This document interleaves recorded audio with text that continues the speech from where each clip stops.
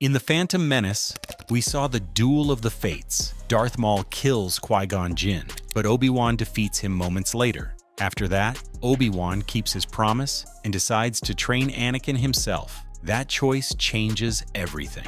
Over the next 13 years, Anakin's path leads him to fear, anger, and the dark side. But what if Qui-Gon had lived? What if he trained Anakin from the start? In this version of the story, that's exactly what happens, and nothing unfolds the same. Let's begin. As Obi-Wan is knocked into the reactor shaft, everything seems lost. But this time, Qui-Gon doesn't falter. Fueled by anguish and raw connection to the Force, he explodes with energy. He slams his fist into Maul's face, the kind of brutal, no-rules move that has no place in a Jedi duel. But this isn't a normal duel. This is the duel that determines the galaxy's fate. Maul is stunned just long enough. Qui-Gon's lightsaber slashes across the Sith assassin's waist, cutting him in half. Maul tumbles down the shaft just as Obi-Wan did moments earlier. But now, only one Jedi is left standing.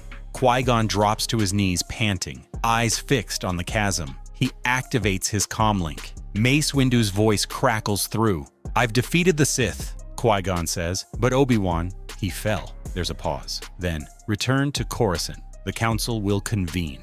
Back on the ship, Qui-Gon says little. Anakin is quiet, sensing something terrible has happened. The man who had once felt like a warm protector now walks with a shadow clinging to him. And yet, when they arrive at the Jedi Temple, Qui-Gon stands tall. Grief never left him, but it forged him into something even more resolute. Inside the council chamber, Anakin once again stands in the center of the circle. The sun filters through the windows, casting long shadows across his face. He looks to Master Yoda, his voice shaking. "I'm ready. I want to become a Jedi." Mace Windu narrows his eyes. "Such eagerness. You seek the rank of Master already?" "No," Anakin says quickly. "I want to be trained." Qui-Gon steps forward, his massive hand resting on the boy's shoulder. "He is the chosen one. I'll train him. Obi-Wan would have wanted this." Yoda closes his eyes. The council had been divided about Skywalker's training before, but this time, Qui-Gon is not asking. He's declaring it. The grief in his heart has become a conviction, and the council relents. Anakin is granted to him. The next 13 years unfold in a way no Jedi could have predicted. Anakin trains not under a man still learning how to be a teacher, but under a Jedi Master who had once been offered a seat on the council and turned it down. Qui-Gon teaches with discipline, patience, and a depth of compassion few Jedi ever showed. He's demanding, but never cold. He is not a friend, nor a brother. He is the father Anakin never had. Anakin's flaws don't vanish, but under Qui-Gon, they never get the chance to rot. The boy learns control, he learns balance, and most importantly, he learns why the Jedi follow the code. Qui-Gon doesn't speak in absolutes. He teaches Anakin to think, to feel, to question, without falling prey to fear. There is no don't feel, only feel with clarity. Their bond becomes unbreakable. They travel from planet to planet, peacekeeping, negotiating, sometimes fighting. Anakin learns from watching Qui-Gon diffuse tension with words, not violence. But when it comes to combat, Qui-Gon doesn't hold back. He drills Anakin in Ataru, the fourth form of lightsaber combat, fast, powerful, and acrobatic. It's a perfect match for Anakin's raw talent. Under Qui-Gon's training, he becomes a storm in motion, fluid, overwhelming, but always centered. Qui-Gon also passes on a forgotten skill from his own master, Count Dooku, hand-to-hand combat. He tells Anakin that lightsabers can be lost. The Force, however, is never far. As the Clone Wars begin, Anakin is no longer a Padawan. He's a knight, young, but more grounded than in the original timeline. He still becomes a war hero, still flies headfirst into impossible missions, but something is different. He's not reckless. He knows when to listen. He knows when to lead. And he never forgets the voice of Qui-Gon Jinn, reminding him to return to the breath when things get chaotic. But darkness still moves in the shadows. Palpatine, ever patient, has watched Anakin grow. The bond he tried to form with the boy never fully took hold. Anakin respected the Chancellor, yes, but he didn't need him. He had Qui-Gon, and that made the Dark Lord of the Sith anxious. Palpatine knew that fear was the path to the dark side. Palpatine tried visions, whispers, suggestions, still nothing until Padme. Anakin begins dreaming of her death, the same as before. But this time, instead of spiraling, he confides in his master. "Master," Anakin says, voice low, "I saw her die in childbirth. felt it. It was real. Qui-Gon doesn't dismiss it. He listens. Then, simply, the future is always in motion. Clinging to it makes it more likely to happen. But what if I can stop it? You can't stop death, Anakin. You can only accept it. That doesn't mean you don't care. It means you care enough not to destroy everything in trying to change what can't be changed. It doesn't erase the fear, but it weakens its grip, and then the truth begins to surface. Palpatine reveals himself, not directly, slowly, one cryptic line after another.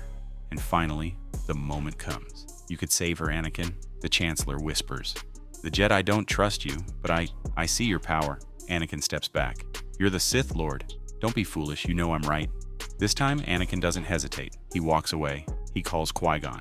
The Jedi Master is on Utapau, facing General Grievous.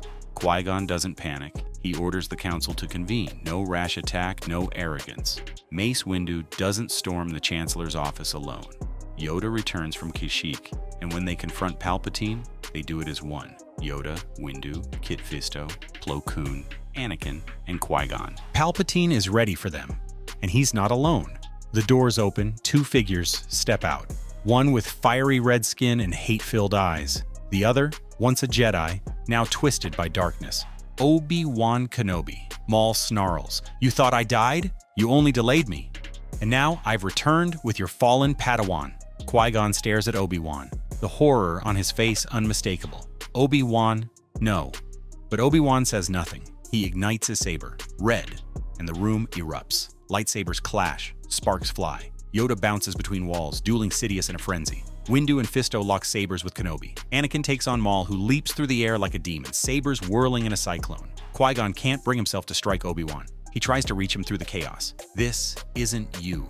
You were my Padawan. You were like a son.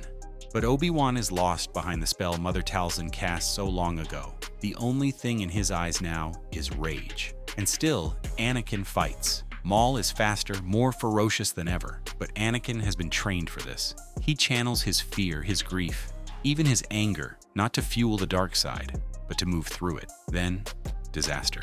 Qui-Gon hesitates for one moment, just one. Hoping Obi-Wan might hesitate too, he doesn't. The red saber plunges into Qui-Gon's stomach. Anakin screams. The world stops. The man who raised him, who saved him from himself, crumples to the ground. Maul grins. 2 down. 2 more Jedi pigs to go. Anakin's rage explodes. He fights not with darkness, but with everything Qui-Gon taught him. He slices Maul, this time vertically. The Sith collapses in silence. Anakin turns to Obi-Wan, silent, cold, broken. The battle reaches its end. Sidious is distracted by Yoda. Anakin hurls both his and Qui-Gon's lightsabers across the room. One slams into Sidious's chest. The Dark Lord falls, and Obi-Wan, broken, bleeding, kneeling on the floor. He turns to strike Windu, one final act of vengeance. But Anakin throws Qui-Gon's saber again, not to kill, but to disarm. It works. Obi-Wan's hands drop to the floor, severed. He collapses, and Anakin walks toward him, face pale with fury. He raises the saber to Obi-Wan's throat. Do it. Palpatine's voice echoes, even in death, but Anakin lowers the blade. No, Yoda intervenes. Save him, we must. Return him, we will. Anakin bows. The war is over. The Sith are dead. Obi-Wan is taken into Jedi custody. Padme lives. The twins, Luke and Leia, are born into peace. But in the shadows, something stirs, because Darth Plagueis, long thought dead, has been watching, and he's not pleased. The Jedi Temple was quiet. The war had ended, but not without scars. Mace Windu now moved with prosthetic legs after barely surviving his final duel. Obi-Wan Kenobi, stripped of his lightsabers and rank, remained in a secured healing chamber under heavy guard. His mind was fractured, still twisted from Maul's dark magic, but glimmers of his old self began to return. Yoda, weary and older than ever, took a rare moment of solitude. He sat near Qui-Gon Jinn's funeral pyre, alone in thought. The flames danced in silence, and for the first time in many years, peace had returned to the galaxy. But it didn't feel like victory. Anakin stood beside the pyre, face stone cold. He hadn't cried. He hadn't spoken. He just stood there, motionless, watching the man who had raised him vanish into ash and light. He had kept his promise to Qui-Gon, to follow the light, to resist temptation. but it came at a cost. Padme tried to speak to him, to hold him, but Anakin had gone somewhere she couldn't reach. His grief lived in a place deeper than words. Luke and Leia were born a week later. Their cries pierced the temple halls like beacons of hope. Yoda had them registered into the archives. 2 new names on the list of younglings awaiting training. But they wouldn't be ordinary younglings. Not children of a senator, not children of a Jedi. They were children of balance. And that made them targets. Far away, in the dark recesses of the galaxy, a pair of eyes opened. Darth Plagueis, long thought dead, had never truly fallen. Sidious had betrayed him, yes, but he had underestimated his master's foresight. Plagueis had discovered the secret to cheating death, not through myth or ritual, but through raw mastery of midichlorian manipulation. It had taken him decades to return to full strength, but now, with Sidious gone, Maul dead, and the Jedi vulnerable, Plagueis had his moment. He wasn't alone. Over the years, he had gathered others, fallen Jedi, rogue Force sensitives, and those broken by war. They weren't Sith in name, but they were dark, dangerous, and deadly. He called of them the Shadowed Circle. They moved quietly, striking from the edges of known space. Jedi outposts began disappearing. Cargo ships with kyber crystals never arrived. Rumors swirled of dark temples being unearthed. Something was rising again. Something ancient and deliberate. Back on Coruscant, Anakin struggled with his role. The Council offered him a seat, something they never would have in the old timeline, but he declined. He didn't want politics. He didn't want the title of Master. All he wanted was time. Time to raise his children. Time to recover from loss. Time to understand what was left of the Jedi Order. But time wasn't on his side. The Force began whispering again, visions of a red horizon, burning temples, and shadows moving in the fog. Anakin couldn't ignore them. He shared them with Yoda. Clouded, this is. Darkness rising, perhaps. Or imbalance within, it could be. Yoda feared that without Qui-Gon, Anakin's tether might fray. The Chosen One was still walking the light, but with the kind of trauma no Jedi had ever carried. Losing Obi-Wan to the dark, then Qui-Gon to a blade meant for him, it changed a man. Still, Anakin held on. Because of Padme. Because of his children. Because Qui-Gon believed in him. And then the transmission started. From Dathomir, from Mandalore, from the unknown regions. The Shadowed Circle was no longer hiding. Their leader, a masked figure known only as the Architect, clad in black, surrounded by a pulse of corrupted Force energy. He didn't speak. He didn't need to.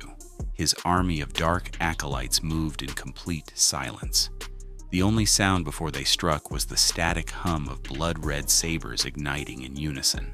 Anakin and Master Windu were dispatched to investigate a signal coming from an abandoned Sith outpost on Korriban. What they found was terrifying. The ancient tomb of Darth Nihilus cracked open, statues shattered, runes rewritten, and worst of all, evidence of cloning tanks, one of which was still warm. They barely made it out alive.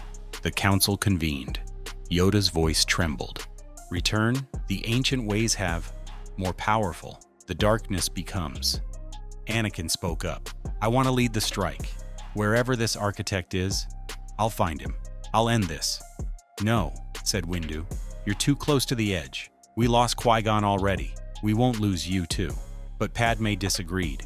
If you don't let him face this now, it'll find us first. And it did. The Shadowed Circle launched a coordinated attack on the Jedi Temple. They bypassed Coruscant's planetary defenses, using stolen access codes from within the Senate. The Architect's forces descended from the sky like a black wave, raining chaos down on the capital. It wasn't just a battle, it was a purge. Anakin fought through the smoke and fire to reach the temple, where younglings were being evacuated. He found Luke and Leia in their crib, untouched. He held them both for a moment, then handed them to Padme, who had arrived with a blaster in hand. Go. Hide. Take them anywhere but here. Anakin, now. She kissed him once and ran into the smoke, disappearing into the night. Anakin turned and faced the temple doors. They exploded inward. The Architect walked forward, surrounded by 4 dark acolytes. Behind them, to Anakin's horror, was Obi-Wan. His eyes clearer than before, his stance uncertain, but still, holding a red saber. Obi-Wan, Anakin whispered. I came to finish what we started, Obi-Wan said. But there was a flicker, an ever-so-brief hesitation. Anakin ignited his saber. Blue hummed to life. The architect stepped back, letting the former friends clash once again. They fought across the shattered halls of the temple, across statues of long-dead Jedi, across broken floors scorched by war. Every blow was personal, every dodge a memory, every step forward a prayer. Elsewhere, Mace Windu fought the acolytes, slicing through them with brutal efficiency. But there were too many.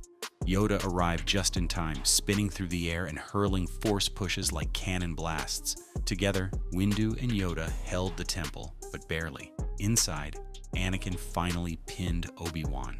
He didn't raise his saber. Instead, he dropped it. "I'm not fighting you," he said. "Not again. I won't kill you." Obi-Wan's hands trembled. The red saber slipped, and for the first time in years, he spoke like himself. I remember Qui-Gon's voice. In the dark, he kept calling me. I thought I was dreaming." Anakin stepped forward and held him. The spell broke, but the architect screamed in fury, leaping at them with a blast of lightning. Anakin reached out with both hands, catching the lightning mid-air. His eyes glowed not with darkness, but with clarity, with fire, with destiny. He hurled it back. The architect slammed into the far wall, his mask cracking. And underneath, a face no one expected. Plagueis, barely alive, body fused to machines, sustained only by dark rituals and hatred. Yoda stepped forward, leaning heavily on his cane. "Plagueis, thought you gone, we did." Plagueis sneered. "I never left. I've been waiting, watching, guiding your precious chosen one to his fall." Anakin stood tall. "You failed. You'll be me one day." Plagueis hissed. "You'll lose. You'll cling to hope, and you'll break." But Anakin said nothing. He raised his saber, and with one swift motion, he ended it. The battle was over. Obi-Wan was taken back into the temple. With time and healing, his full recovery began. Mace Windu and Yoda oversaw the rebuilding of the Jedi Order, not as it once was, but as it needed to be: balanced, adaptable, human. Padme returned, Luke and Leia safe. Anakin chose not to rejoin the Council. He would help train the next generation, not as a master, but as a guide, as a father, as a protector. Qui-Gon's teachings lived on, not through holocrons, but through Anakin's every word, every lesson, every life he touched. The galaxy knew peace, for now, because as the stars turned above, somewhere in the deep dark, someone else whispered the ancient words of the Sith. But that's a story for another time. In a galaxy where one man's survival reshaped everything, where balance was not a prophecy, but a choice, the future became something entirely new. What if Qui-Gon Jinn had lived? Now we know. Until next time, may the Force be with you.